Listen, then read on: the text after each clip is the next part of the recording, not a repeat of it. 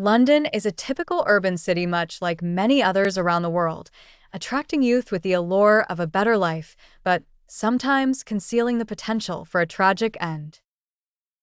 Roberto Calvi, a 62-year-old chairman of an Italian bank, found himself entangled in a financial scandal in 1981, leading to one of the strangest death cases in London, a mystery yet to be solved.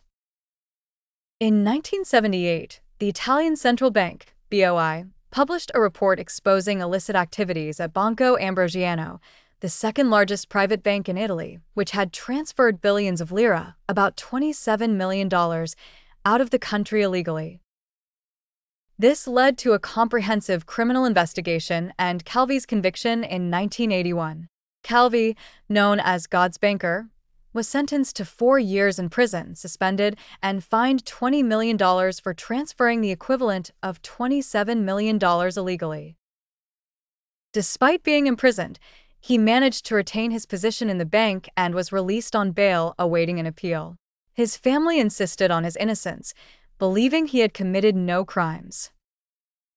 As the bank collapsed, Calvi wrote a letter to Pope John Paul II, warning that the collapse would hugely impact the church, resulting in a financial catastrophe. The letter implicated Vatican officials aware of the situation, since the Vatican was a major shareholder. Before the bank's collapse, debts amounting to $1.5 billion were discovered to be linked to the mafia. In 1984, the Vatican Bank agreed to pay Banco Ambrosiano's creditors $225 million, but, due to lack of evidence, received immunity.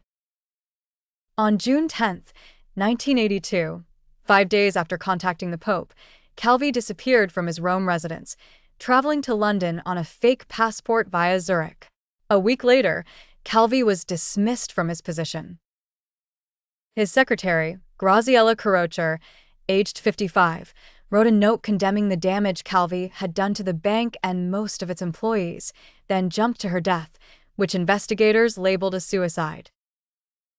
The next day in London, Calvi left his Chelsea apartment for dinner.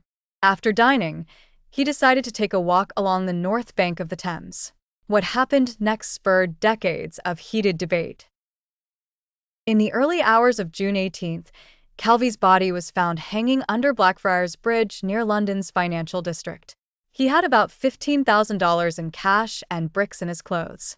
The discovery shocked the city. Initially ruled a suicide, his family contested, hiring lawyer George Carman to challenge the verdict. In 1991, private investigator Jeff Katz examined forensic reports, concluding someone had bound Calvi's hands and inflicted neck injuries, with no bridge paint on his shoes, suggesting his body was hung post-mortem. In 2002, another forensic report confirmed the cause of death as murder, leading to a reopened homicide investigation by London police in 2003. New findings linked the mafia's money laundering through the bank and Calvi's involvement, further suggesting he knew about corrupt activities of powerful Italian politicians and possibly the Vatican. Some believed Calvi had embezzled $50 million from the mafia, leading to his pursuit after the bank's collapse.